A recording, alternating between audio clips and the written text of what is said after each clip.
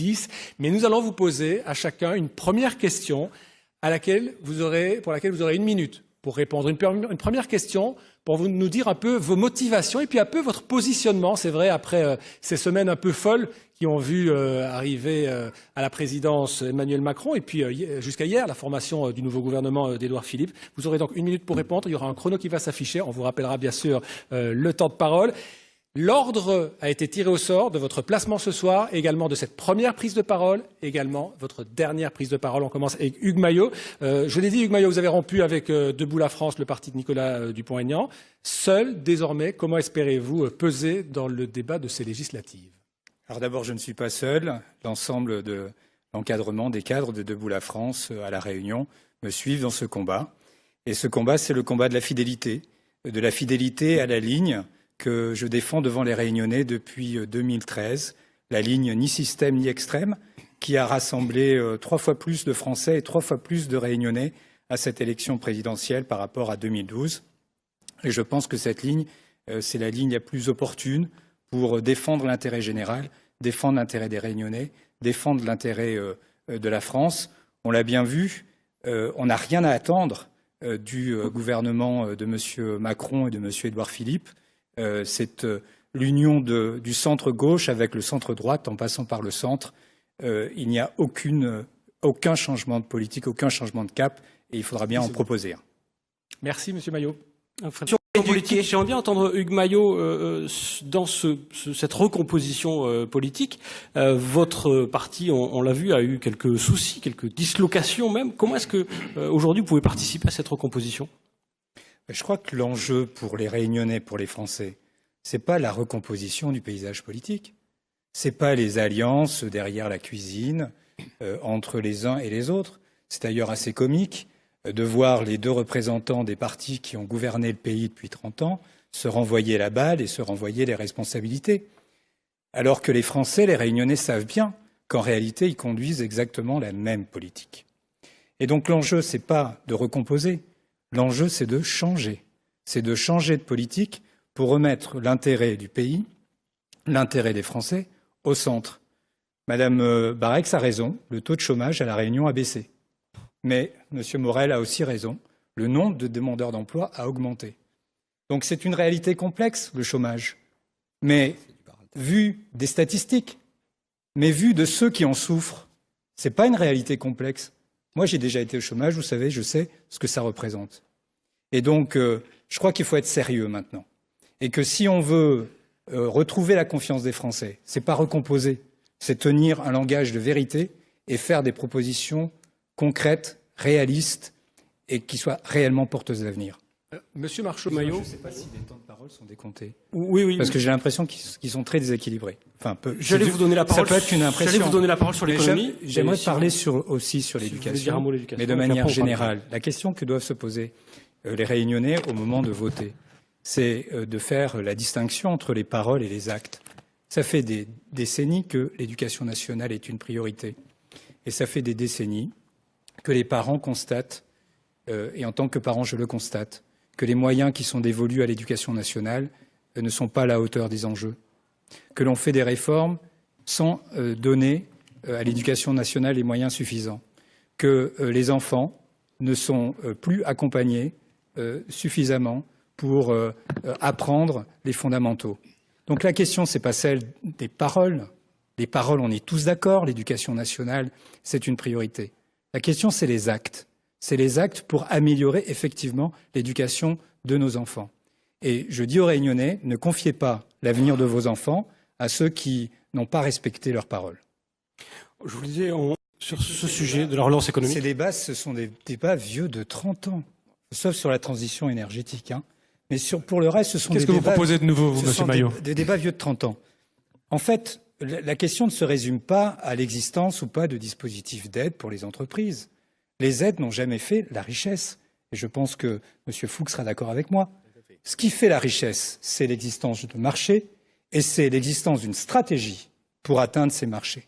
Et donc, on a besoin d'une stratégie de développement économique, notamment à La Réunion.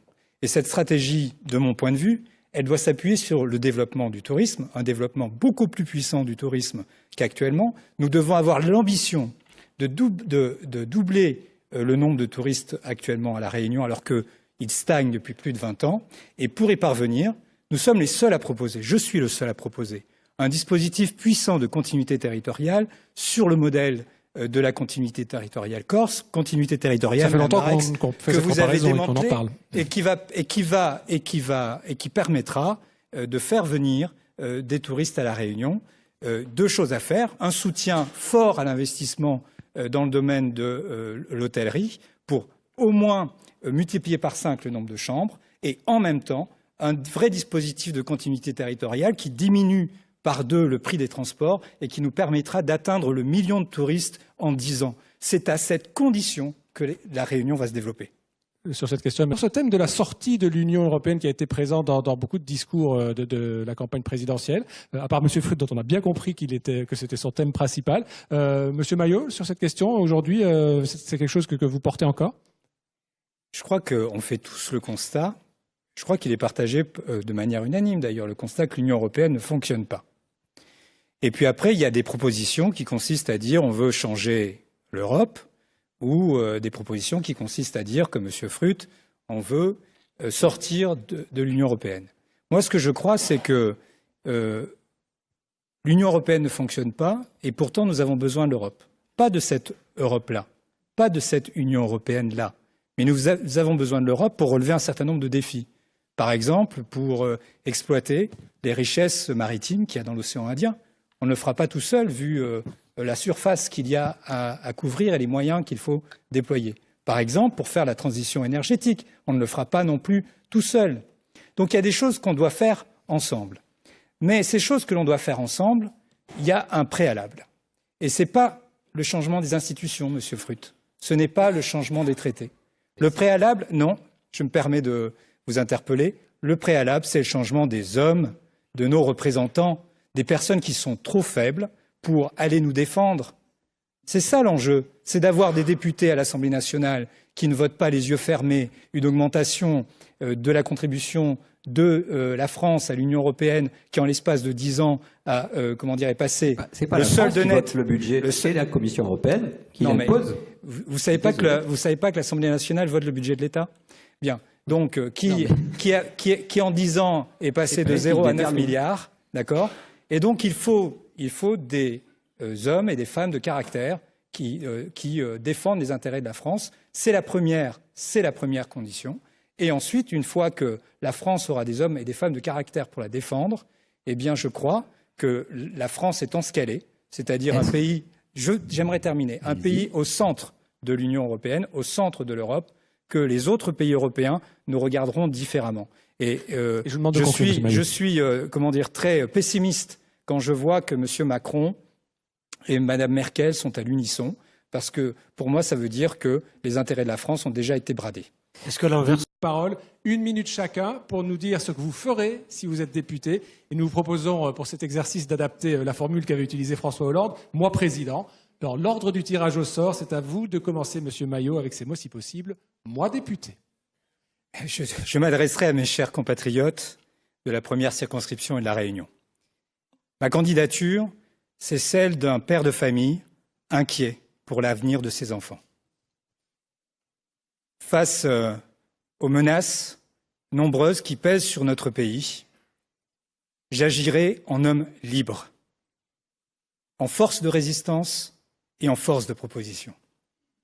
En force de résistance, je refuserai la poursuite des politiques qui ont conduit notre pays dans l'ornière et qui font souffrir tant de Français.